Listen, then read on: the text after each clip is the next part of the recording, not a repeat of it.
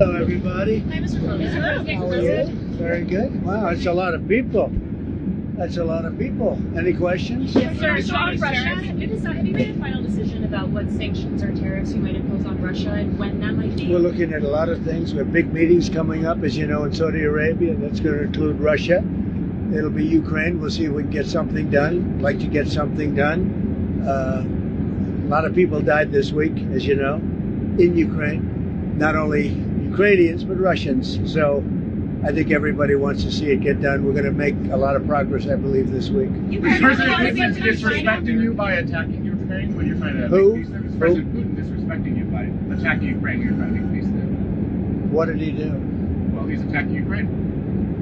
Is he disrespecting me? Yeah. Who are you with? I'm Michael Burnbaum from Washington. You've lost a lot of credibility. Go ahead. What else? Mr. President, what do you say to Americans who have seen their retirement counts fall in recent day? They're getting very nervous about these tariff conversations. Oh, I think the tariffs are going to be the greatest thing we've ever done as a country.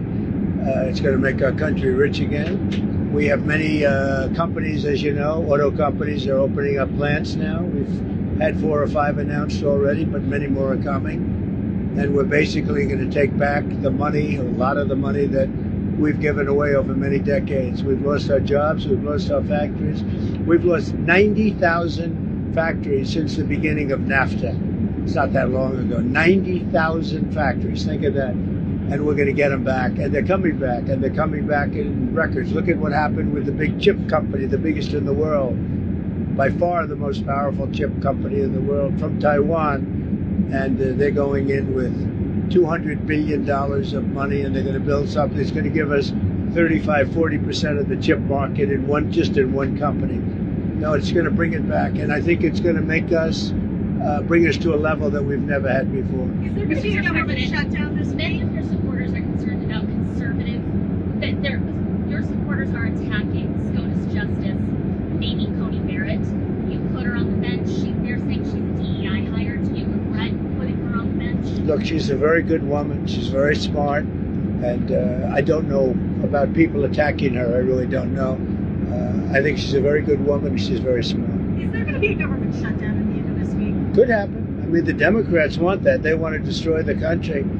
So I can't tell you, but it could happen. It shouldn't have happened, and it probably won't. I think the CR is going to get passed. We'll see, but it could happen. You never know. The Democrats are out of control. You saw that the other night during the speech when they wouldn't stand up for 2 of the young ladies were killed by illegal aliens. One with the cancer, the young man with the cancer, and all you want to do is stand up and applaud the man and the boy, the young boy.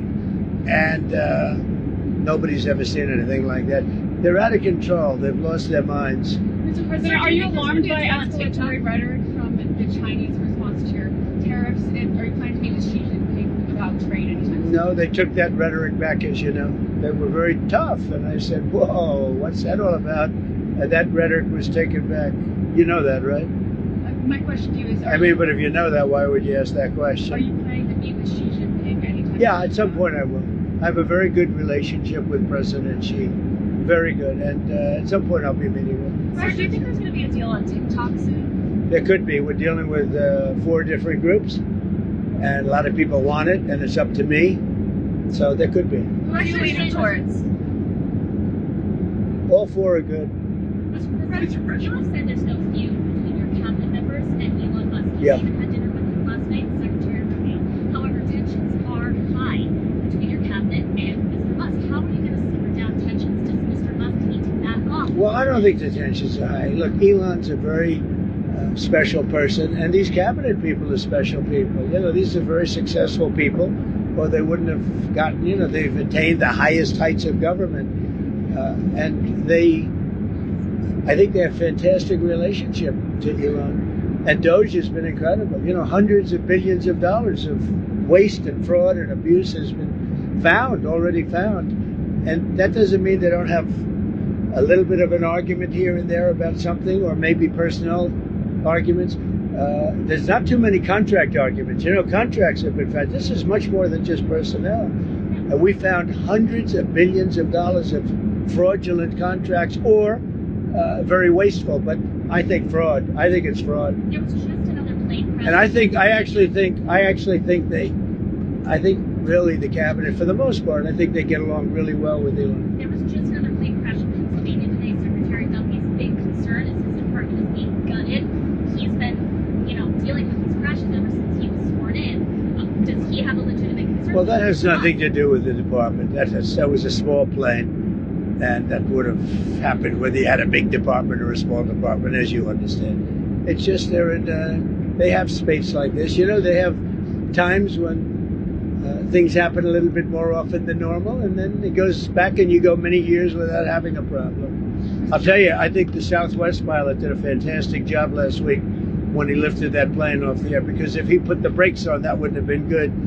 And I think the license should be maybe revoked for the plane that got in the way from the pilot, revoked for the plane that got in its way. But the way he immediately stepped in the gas and lifted up, as opposed to thinking for about 3 seconds when it would have been too late. The Southwest pilot or pilots they did a great job. Russia, China, and Iran are doing military exercises together. Does that concern you? No, not at all. Not at all. Why not? Because we're stronger than all of them. We have more power than all of them. I rebuilt the military. Unfortunately, Biden did nothing with it, but I rebuilt the military. But we don't want to even talk about that. I think if you look at what's happening and if you see what we've done, and if you see where we've come, and let's see what happens with the whole Russia-Ukraine thing. I think you're going to have eventually, and maybe not in the distant future, you're going to have some pretty good results coming out of Saudi Arabia this week. Are you going to resume aid to Ukraine if they sign the minerals deal? Well, I think they will sign the minerals deal, but I want them to want peace. Right now, How do they show that? Well, right now they haven't shown it to the extent that they should. I think right now they haven't, but I think they will be, and I think it's going to become evident over the next 2 or 3 days. I think eventually, look, we have to have peace, and I'm doing this. Money is one thing. We're going to lose. We spent $350 billion on this, but the big thing, human life. Thousands of people this week, thousands of young soldiers died this week. Hundreds of people died in cities in Ukraine. And we got to get it stopped. It would have never happened if I was president, and it didn't happen. This was not going to happen. By the way, October 7th wouldn't have happened. Inflation wouldn't have happened. The Afghanistan, the way not that they left, but the way that they left, it looks so bad. Probably the most embarrassing day in the history of our country. That wouldn't have happened. A lot of things wouldn't have happened, but it is what it is. I think we're going to have a good time. I think we're going to have a good result in Saudi Arabia, meaning they're hosting the various talks, and we have a lot of good people going out there, and I think Ukraine's going to do well, and I think Russia's going to do well. I think some very big things could happen this week. I hope so. So 2,000 people, at least 2,000 young soldiers have died this week, and this is almost on a constant basis. A couple of thousand soldiers a week. It's a killing field, and we got to stop it. And if I can stop it, I'll be very happy. Would you consider lifting the intel pause on Ukraine? What does Ukraine have? Well, we just about have. I mean, we really just about have. And we want to do anything we can to get Ukraine to be serious about getting something done. I say they don't have the cards. Nobody really has the cards. Russia doesn't have the cards. They don't have. What you have to do is you have to make a deal. And you have to stop the killing. It's a senseless war. And we're going to get it stopped. You hesitated with Maria Bartiromo. Where are we? Are we just about? We're just about ready to land. Are you worried about a recession? Maria Bartiromo asked you, and you kind of hesitated. I'll tell you what. Of course you hesitate. Who knows? All I know is this: we're going to take in hundreds of billions of dollars in tariffs, and we're going to become so rich, you're not going to know where to spend all that money. I'm telling you, you just watch. We're going to have jobs. We're going to have open factories. It's going to be great. And the plane is landing. And thank you for a lot of good questions. Okay? Thank you very much, everybody.